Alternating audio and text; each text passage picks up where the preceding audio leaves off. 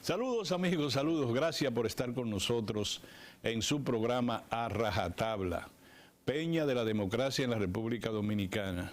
El programa estelar de todos cuantos producimos para la televisión dominicana. Un programa reflexivo, un programa que procura orientar, un programa que procura informar, un programa dirigido a gente inteligente, un programa dirigido a gente sensible, a gente patriota. Gracias por estar con nosotros. Llegamos a ustedes a través de Teleradio América, para todo el mundo, Super TV 55 desde Santiago para todo el mundo y Canalda TV, novedoso emprendimiento mediático en las redes sociales, así como todos los dispositivos tecnológicos en redes que tienen todos nuestros canales de televisión que están en este momento conectándonos con ustedes. Muchas gracias por estar con nosotros. Miren, en el día de hoy, como le había prometido, vamos a tener un programa, digamos que muy especial, porque es un programa que vamos a tratar de educarlo a ustedes alrededor de las medidas de naturaleza económica que se han aplicado últimamente, tanto por las autoridades monetarias como por el gobierno central. En este espacio de comentario yo quisiera iniciar solidarizándome con todas las madres, los padres y los tutores que afanosamente intentan acomodar a sus hijos en las escuelas públicas y en los colegios privados. Es un tiempo que se maneja una relación estrecha con los hijos, pero también se maneja un espacio de ansiedad a consecuencia de los altos precios de los textos escolares y de la situación en que se encuentra todavía el Ministerio de Educación. He oído decir que en la revisión del presupuesto general del Estado se pretende disminuir en 4.000 millones de pesos el presupuesto de educación. Yo pienso, lo he dicho con mucha sinceridad, mucha fortaleza de la razón, que el 4% para la educación nunca ha sido bien utilizado.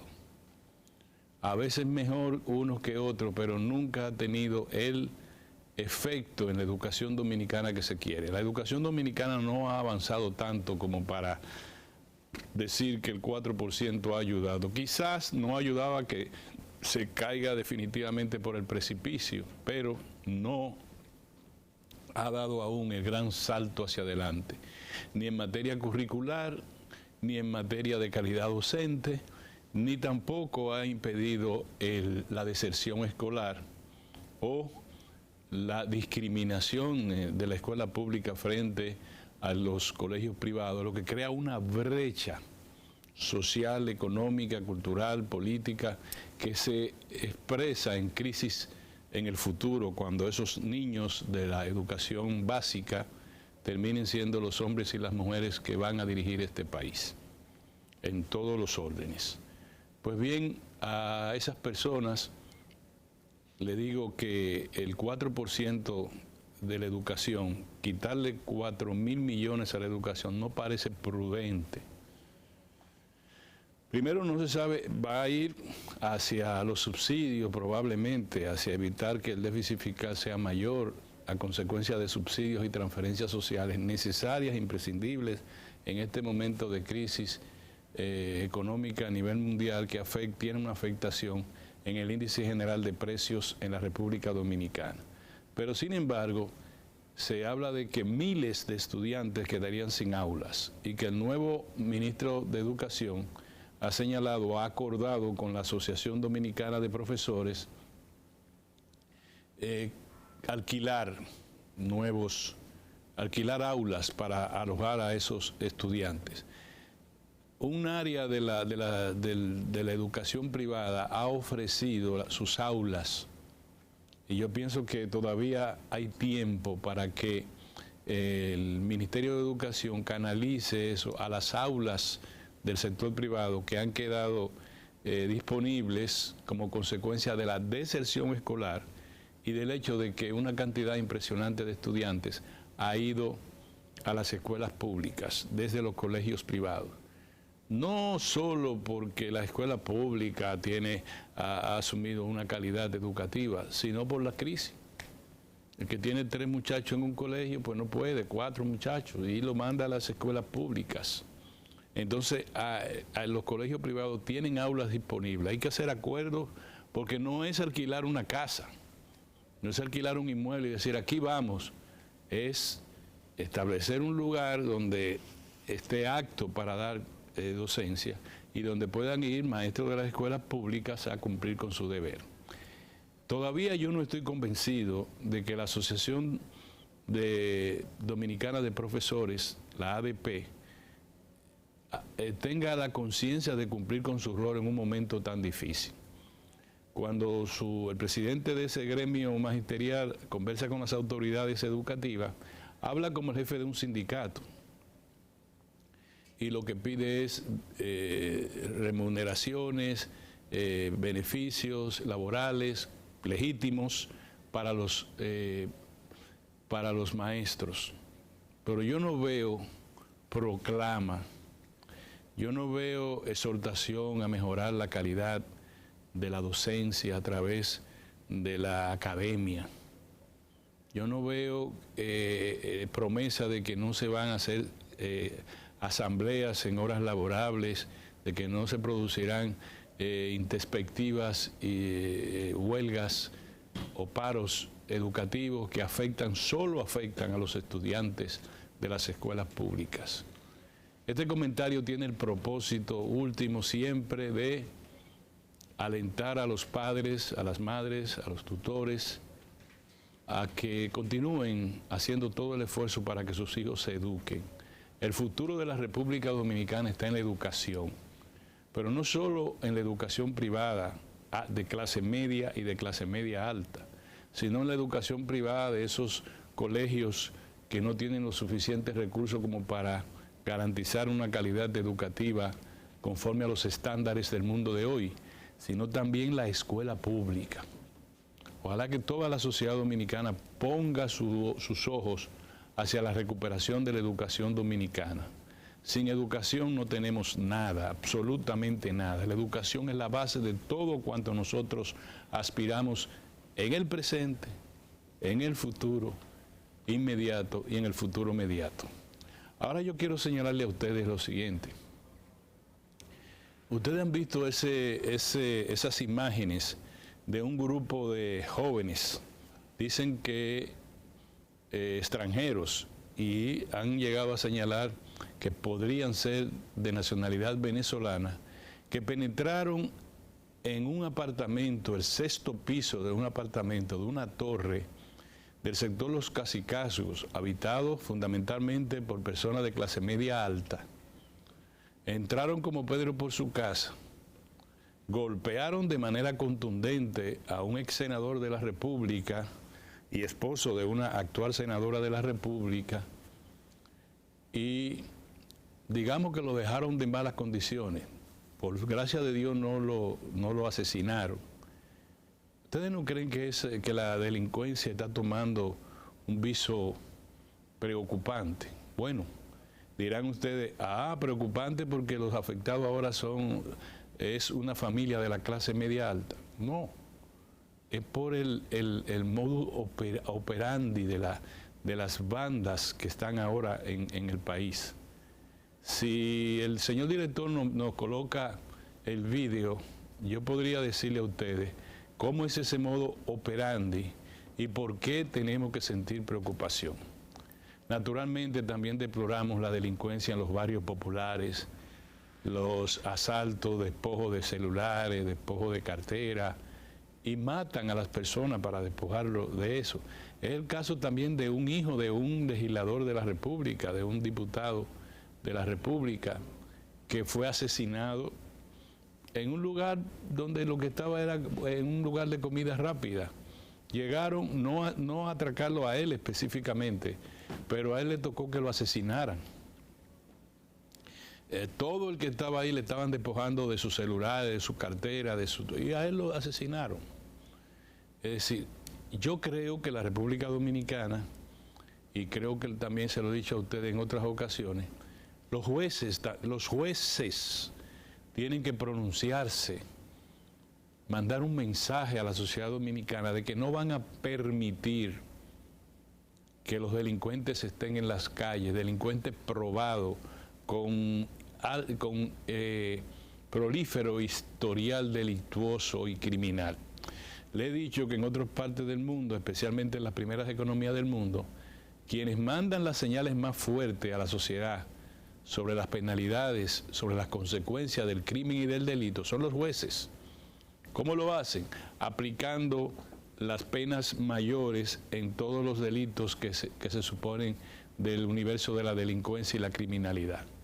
Pero cada vez que usted ve una de estas personas en tribunales, tiene un altísimo historial delictivo. Miren lo que pasa, señores, antes de yo irme al cambio. Miren lo que ocurre. Le presenta el fiscal a un delincuente que ha atracado, que ha hecho tal cosa, y le dice, este señor tiene un historial delictuoso, y le señala 20 casos de robos agravados en que ha incurrido ese señor. El juez pregunta, ¿ha sido juzgado y condenado por esos casos? No, magistrado. Por alguna razón han obtenido su libertad antes de llegar a un juicio de fondo.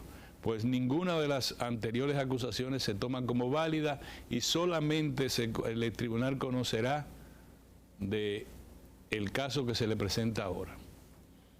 Entonces, por alguna manera lo condenan a 2 años y nadie sabe por qué vuelve otra vez y está en la calle. Si los jueces tomasen, los delitos están de 3 a 8 años de prisión. ¿Sí? Todo el que va 8 años de prisión por robo agravado, que se robó una cartera, qué sé yo cuánto, 8 años de prisión. En lo que la sociedad educa, en lo que la sociedad concientiza, los jueces ejercen un control de la delincuencia. Mató 30 años. Más agravamiento a partir del asesinato, 40 años. No bajar de entre 20 a 30 años para todos los casos. Y usted verá que va a bajar un poco la delincuencia. Vámonos a un cambio. Señores, estamos en su programa A Rajatabla. Nos vemos en un momento.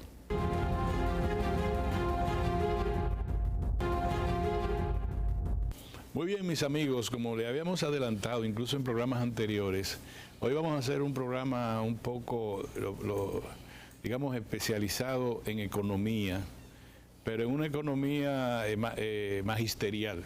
Vamos a tratar de educar a la población alrededor de cómo está el momento económico de la República Dominicana y su relación con como dicen los economistas, en el sector externo. Pues vamos a hablar de eso hoy y yo le pido que pongamos mucha atención, porque tenemos a una persona con suficientes calidades para abordar el tema, profesor de la Universidad Autónoma de Santo Domingo, de la cual también es decano de su Facultad de Ciencias Económicas y Sociales. Así es. Y es una persona con suficiente, repito, calidad como para tratar el tema. Me refiero al profesor Antonio Siriaco, de generales que constan en el expediente. Así es, así es. Nos alegra mucho que esté con nosotros. Quien ha emitido algunos juicios sobre una decisión del Banco Central que ha sido recurrente y otro es un informe de desempeño de la economía. Entonces, de ambos vamos a hablar porque ¿qué hablar de la economía si no la podemos reflejar en el universo individual de cada ciudadano, de cada familia, de cada conglomerado económico del país, cada unidad productiva? Tenemos que reflejar eso. Gracias, profesor, por estar con nosotros. Siempre, Orión, es un placer estar contigo y siempre te seguimos también por tu calidad como comunicador social. Y además siempre estamos a tu disposición. Muchas gracias. De paso lo felicito por usted haber sido escogido, electo como decano en la facultad. Yo pienso que la facultad va a ganar mucho con usted. Gracias. De nuestra universidad primada, y qué bueno que usted esté ahí. Gracias. Profesor,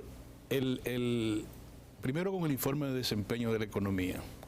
El Banco Central, yo lo voy a decir a grandes rasgos, Sí. el Banco Central de la República Dominicana, su informe es a 8 meses. Sí, a 8 meses, A hasta 8. el mes de agosto. Enero, julio, Sí, 7 a 7 meses, es correcto. Y en algunos casos hace comparaciones interanuales, Correcto. como el caso de la inflación. Pero bueno, a 7 meses se mantiene el criterio de que la economía va a crecer alrededor de su potencial, para decirlo así. El potencial de la economía dominicana, lo hemos explicado aquí muy humildemente, es como el potencial que uno tiene para poder avanzar con su familia muy efectivamente, qué yo necesito, cuánto dinero yo necesito, por lo que tengo, cómo debo avanzar. Si tengo más dinero se me arma un lío, si tengo menos dinero se me arma un lío. Así es. Pero si tengo mi potencial, yo voy bien. Claro. El potencial de la economía es entre 4.9 a 5.5. 5.5. Es correcto. Dice el Banco Central que están dadas las condiciones para que se cumpla ese pronóstico. Número 1. Y número 2, el Banco Central sitúa al turismo como el elemento, la locomotora de la economía actualmente. Claro. Y el sector construcción como la cenicienta. Sí. Porque el sector construcción era un sector, siempre lo ha sido, muy fuerte en la economía. Claro. Creo que está creciendo 2.5. Sí. Pero hay un elemento, Orión, antes de... Sí, siga. Ahí yo lo que quería era encarrilar. Claro, hay un elemento. En primer lugar, el Banco Central de la República Dominicana, desde mi punto de vista, tiene dos grandes objetivos, lo cual se refleja en ese informe a 7 meses, porque generalmente el Banco Central presentaba un informe trimestral, pero por la característica misma del entorno le está dando un seguimiento mensual, incluso te publica un informe y para ver el comportamiento de la economía. Eso es importante y eso dice mucho del Banco Central en términos de que le están haciendo todo lo posible por mantener una economía mínimamente con un nivel de crecimiento, pero también con el tema de la inflación, que es, pienso yo, es el gran reto que tienen los bancos centrales. Entonces, esa dualidad de objetivos, de mantener un nivel de inflación que en este momento no pueda sobrepasar los 2 dígitos, y un nivel de crecimiento, como tú has dicho, que se mantenga en el nivel de crecimiento potencial. Y eso es muy importante. Como porque hay una contradicción, podría darse ahí. Claro, es una contradicción, porque y más en el Banco Central de la República Dominicana, porque el objetivo supremo del banco, y eso está en la ley, es mantener la estabilidad de precios. Sí. Y mantener la estabilidad de precios, mantener los niveles de inflación cercanos a su nivel meta, que el Banco Central la traza alrededor del 4% más menos 1, que puede llegar a un techo de 5 y a un piso de 3. Pero ahora con estos fenómenos externos que tú no lo controlas, que están atizando mercados tan importantes como el de los hidrocarburos, gas natural, petróleo, carbón mineral, pero también los mercados de los commodities por la característica misma de los dos países que están enfrentados. El caso de Rusia, que es un productor importantísimo de petróleo, de gas natural, de trigo, y el caso de Ucrania, que evidentemente es el granero de Europa. Este conflicto bélico mantiene tensados esos mercados. Y nosotros, que somos países netamente importadores de petróleo y muchas materias primas que se utilizan para el sector agropecuario, para los alimentos, también son importadas.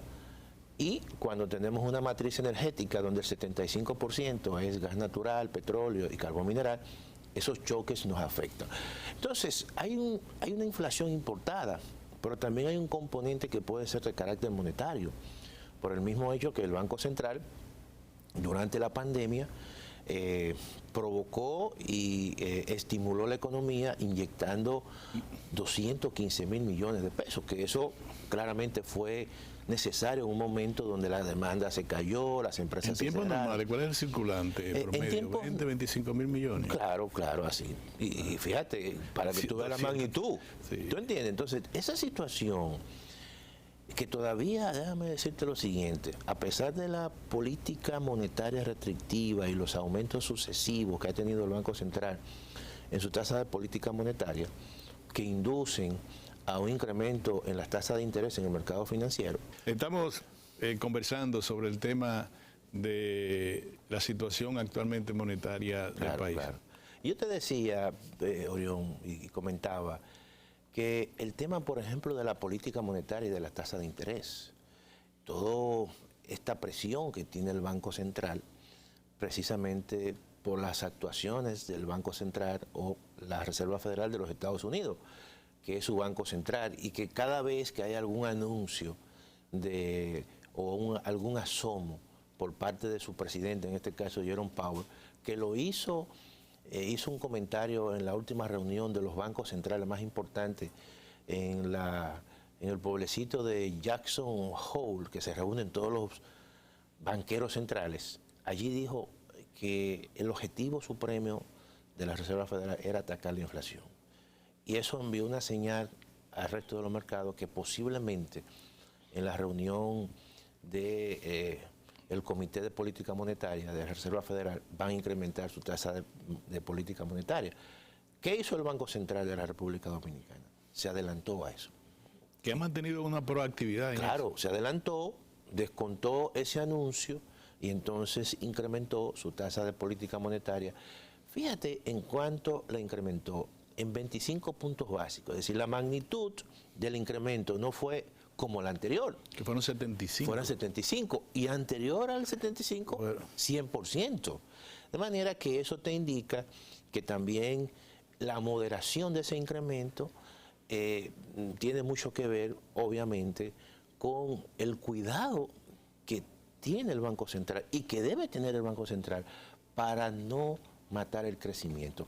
Pero aún así, eso también, de una forma u otra, afecta las decisiones de inversión y afecta las decisiones de consumo, porque claramente hay préstamos nuevos que se van a concertar, que si no estaban hoy fijados o concertados a un 8%, como hay un componente todavía en el mercado, ¿tú entiendes? Pero esos nuevos préstamos van a ser a tasa mucho más alta.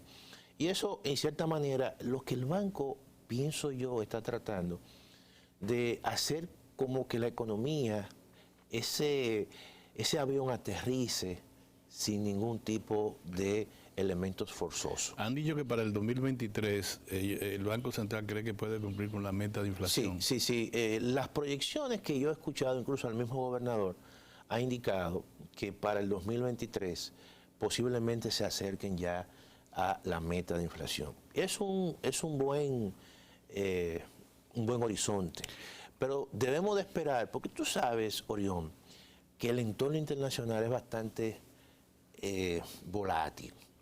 Y hay situaciones, yo siempre he dicho, que las situaciones que se están dando en los mercados internacionales geopolíticas tienen impacto en las economías como la economía dominicana. Pero déjeme interrumpirlo ahí, profesor, para decirle que aquí como que se da una cosa rara, muy rara en la República Dominicana. Por ejemplo, el resto de América Central, economía más o menos como la nuestra, tienen un déficit muy amplio en cuenta corriente de la balanza de pago, es decir, la relación entre la salida e ingresos de dólares. No generan tantos dólares como lo que requiere su economía. Sin embargo, la economía dominicana, con todo y el tema del sector externo, va a generar este año posiblemente alrededor de 30.000 millones. Y más, yo pienso que más. Va a ser más. Eso quiere decir que se va a mantener muy bajo el déficit de cuenta corriente. Sí, mira, tú sabes que eso es muy importante, eso que tú has planteado, porque yo creo que la economía dominicana es una economía con una gran capacidad de resistir los choques externos, porque está muy diversificada. Y hay un componente que nosotros generalmente no lo ponemos en la ecuación, porque no es un componente económico. Es el tema de la estabilidad social y política en la República Dominicana. Y eso es una suma, y es una sumatoria de la clase política. Sí. Que eso no importa que sea este gobierno. Cada gobierno y los partidos políticos y la clase política, para bien o para mal, pero han llegado a acuerdos mínimos. Te digo eso porque si tú observas... Eso es relevante. No, es relevante porque al final eso tiene un impacto económico. Tú puedes decir, mira, la economía dominicana tiene un sector agropecuario resiliente, un sector agropecuario que responde, que es autosuficiente, que te produce el 85% de los alimentos que demandamos. Eso es muy importante. O tú tienes un sector orientado hacia el exterior, como el turístico. No hay un monocultivo que te defina la economía global. No. Se cayó el azúcar, se cayó el país. No. Entonces, hay contrapesos económicos. Cuando el precio del petróleo nos impacta, tú encuentras que hay una correlación, incremento del precio del petróleo, incremento del oro, porque hay un distrito minero bastante fuerte. Tú encuentras que hay un sector exportador que se ha venido diversificando. Por ejemplo, las zonas francas, hemos pasado a zonas francas de un bajo valor agregado en la producción de textiles a zonas francas. Ensamblaje textil. A zonas francas hoy que te producen partes médicas. Que la República Dominicana, Orión, durante los últimos años ya ha entrado a un círculo selecto que somos uno de los principales exportadores en América Latina y el Caribe de insumos farmacéuticos y médicos. Entonces, ya eso te indica que hay un cambio estructural en un sector importante. Calidad de la mano de obra avanzada. Calidad de la mano de obra.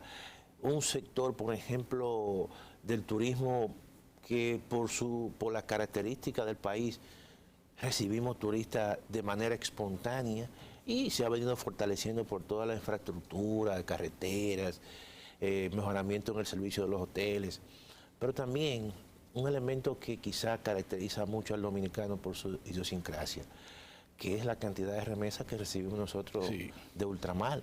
Eso quiere decir, por ejemplo, por exportaciones nacionales, estamos recibiendo quizá más de 10.000 millones de dólares. Este año posiblemente 12.000 millones. Por remesa podríamos casi acercarnos a 10.000. Y van 22.000. Ahí van 22.000. En por turismo 7.000.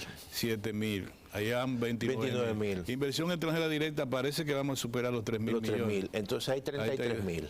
Eso más o menos, que aparte de los ingresos. Los ingresos que, ¿verdad?, que no se pueden cuantificar. No, de maleta, de dinero, que no es. Entonces, todo eso, en cierta manera, es lo que ha permitido que hoy en día tú encuentres un mercado cambiario bastante estable y con tendencia hacia la baja. A propósito de eso, profesor, ¿usted está de acuerdo en que de manera administrativamente monetaria el Banco Central deslice un poco el tipo de cambio a los fines de que se le quita un poco de robustez al peso frente al dólar estadounidense?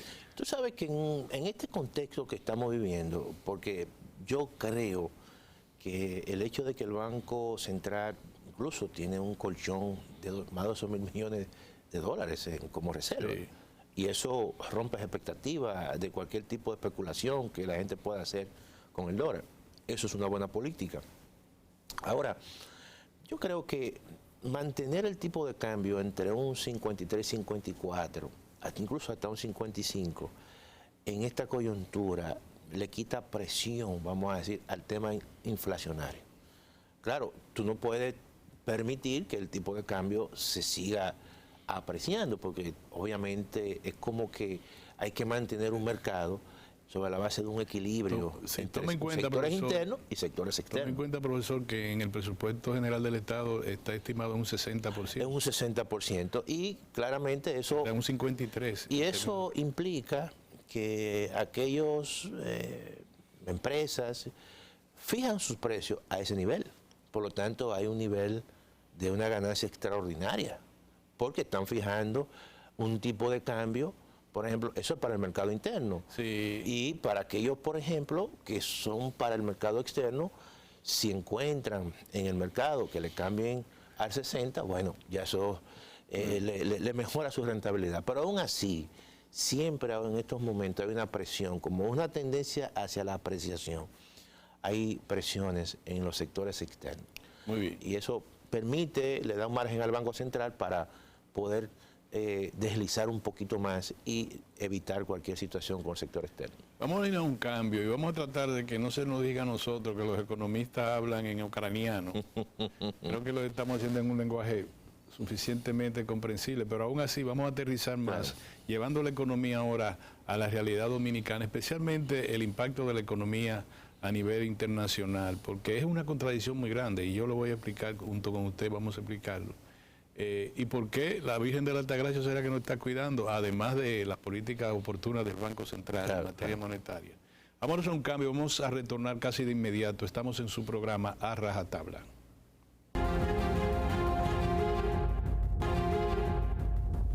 Muy bien, mis amigos, debo, como lo hago en todos los programas, agradecer a las 14 provincias del Cibao que están con nosotros, todos los amigos de la zona norte, desde Puerto Plata ya hasta aquí abajo en Bonao, en Villa Altagracia también, que están con nosotros. Se lo agradecemos, se expresan con nosotros. Su afabilidad con este programa, se lo agradecemos mucho. También a nuestros amigos de los Estados Unidos, también a nuestros amigos de toda Europa, los dominicanos y la gran laboriosa comunidad dominicana en todo el mundo. Muchas gracias por estar con nosotros. Unos lo hacen a través de Super TV 55, otros a través de Canal Da TV y otros a través también de Teleradio América. De manera que estamos muy contentos de tener una platea tan honrosa para nosotros, como honroso es nuestro invitado del día de hoy, el doctor Antonio Siriaco, economista, decano de la Facultad de Ciencias Económicas y Sociales de la Universidad Autónoma de Santo Domingo. Profesor, ya le dije que vamos a hablar, no vamos a hablar en ucraniano. Claro. Ustedes los economistas vamos a hablar en dominicano. En dominicano, sí. ¿Cómo es eso? Que estando, usted mismo lo acaba de decir en el programa, todos los commodities, maíz, el pan. Usted sabe que el primer ministro italiano dijo que estamos en la guerra del pan. Sí. En una guerra del pan. Se está reflejando en Asia, de tal en todo el sudeste asiático y en África, pero en el sudeste asiático como productores de arroz, sí, productores de trigo, lo están guardando. La India está reduciendo drásticamente sus exportaciones de arroz y sus exportaciones de trigo y de maíz. Dicen, no, nosotros estamos creando nuestras reservas. Pero están haciendo un cártel del arroz con Vietnam y con Tailandia. Es decir, uno dice, ven acá, pero la situación se está poniendo difícil. Además de que la guerra de Ucrania va a durar más, por lo menos más de allá de noviembre, porque no es verdad que va a terminar la guerra para que le den ganancia de causa en las elecciones internas de los Estados Unidos. Entonces, programemos la guerra para diciembre o para el otro año. Así es. Entonces, tenemos dificultades. Estados Unidos tuvo una reducción en su Producto Interno Bruto 3 trimestres consecutivos. El último ahora 0.9. Muchos economistas consideran que técnicamente Estados Unidos está en recesión. Entonces, si yo le presento ese panorama y usted me dice que estamos bien aquí, hay problemas. Mira, tú hablas, por ejemplo, de la reserva de arroz que están los principales productores, exportadores asiáticos, que son los más eficientes. Sin embargo, en la República Dominicana este año va a haber una producción récord de arroz. 14 millones de quintales de arroz. Inflada por importaciones excesivas también, profesor. Bueno, pero también yo pienso que el sector agropecuario en la República Dominicana, y nosotros en el caso del arroz, no ahora, sino en años anteriores, hemos sido autosuficientes. Sí. Y eso, en cierta manera, no blinda, vamos a decir. Claro, ojo, por ejemplo, con esa situación en los mercados internacionales. Lo interrumpo para decirle, el costo de producción de una tarea de arroz de 6.000 pesos subió a 9.000 pesos. Así es. Y eso, y el incremento de la urea y de los costos de producción se ha incrementado. Pero lo que te quiero decir que el sector agropecuario, tradicionalmente en la República Dominicana, a pesar de los momentos más difíciles, incluso lo hubo en la famosa crisis financiera internacional, y la República Dominicana importó muy poco de arroz, porque ha sido una tradición. Y quiero resaltar realmente esa capacidad que tiene la economía dominicana, de esa resiliencia. Y en el caso, por ejemplo, de la economía norteamericana, que se ha dado, la gente lo ve como una contradicción.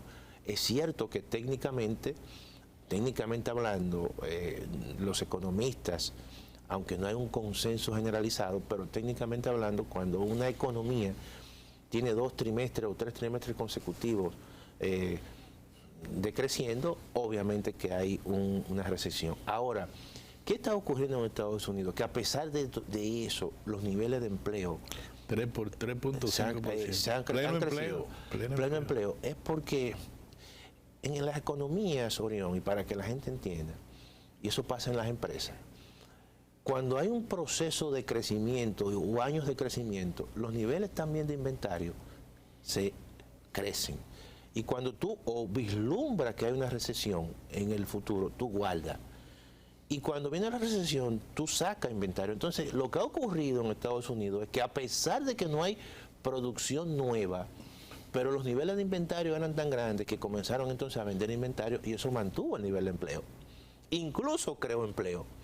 Entonces se dan esas esos elementos que aparentemente son contradictorios, pero son estrategias empresariales de los negocios que le dan seguimiento al entorno económico, ven que posiblemente se pueda acercar un proceso difícil, guardan y luego entonces, y guardan porque piensan que en el futuro las cosas van a ser mucho más altas. El contexto de la inflación lo que hace es que la gente compre ahora y no espere para mañana, porque considera que los precios van a subir.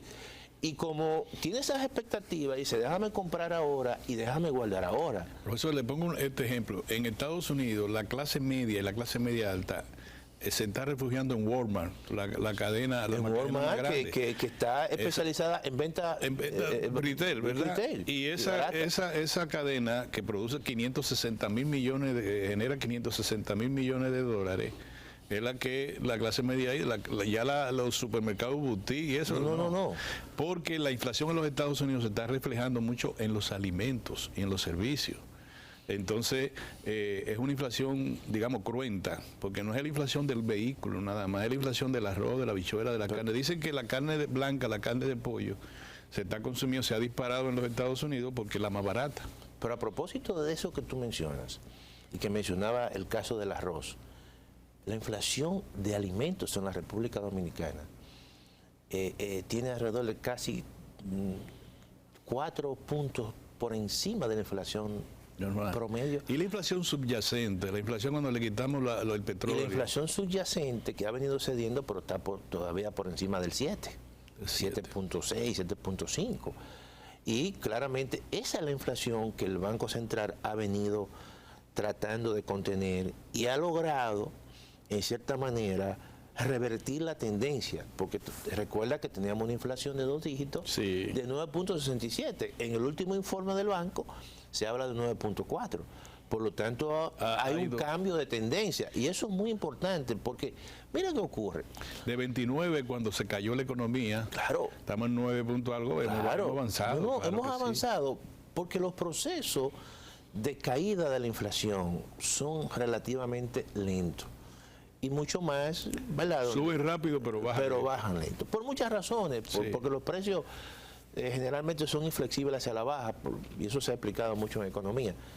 Pero lo que te quiero decir es que en el caso de la República Dominicana, esa inflación de alimentos, al igual que en Estados Unidos, afecta mucho a los grupos más vulnerables. Entonces tú encuentras que los hogares, las personas establecen estrategias para alargar su salario. ¿Tú entiendes? Entonces, en Estados Unidos, esa clase media que iba a otros tipos de expendio, ahora tienen que ir a las grandes cadenas que se han especializado durante muchos años en vender barato, precios baratos. ¿Por qué? Porque la inflación en Estados Unidos es una inflación que no se había visto hasta en los últimos 40 años. Y eso es una presión que hay constantemente con los bancos centrales y con los gobiernos. Profesor, vamos a dirigir ahora, señalando que el sector externo sigue siendo lúgubre, su futuro y su presente terrible, que no se ve perspectiva. En Europa hay un cambio, y yo quisiera que usted me comentara antes de abordarlo sobre otro tema relacionado con esta misma situación. Europa está tratando, sobre la base que lo hizo en la última gran crisis, la del 2008, es decir, restringe, pero también los bancos centrales están aumentando la tasa de interés monetaria, bien, pero en sentido general tienen una restricción, e incluso en el suministro de los bienes fundamentales. Por ejemplo, España ha puesto leyes que obligan a reducir el nivel que usted ponga el aire acondicionado o la calefacción, dependiendo, por ley, los edificios tienen que estar apagados si no tienen tal cosa, etcétera. Es decir, uso del gas, uso de los energéticos en sentido general y además restricciones en el circulante. Es decir, es una economía de estrechez. En Estados Unidos, por el contrario, el presidente Biden se hizo aprobar una ley que por lo menos 360 mil millones de dólares intenta recolectar.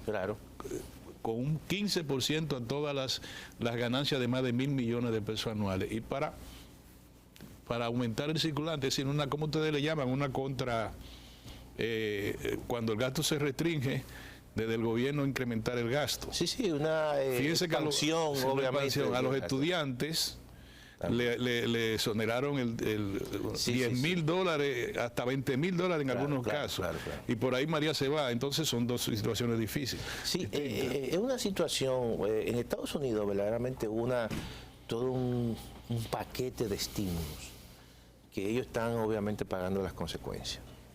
Una política keynesiana excesiva, para tratar incluso pero de cara a noviembre seguramente. No, es una cosa, incluso cuando el mismo presidente Trump en plena pandemia le incrementa, por ejemplo, a las familias que ganan menos de $75,000 al año, los ayuda a $700 y después entonces se la lleva a Biden a $2,800 a esa familia.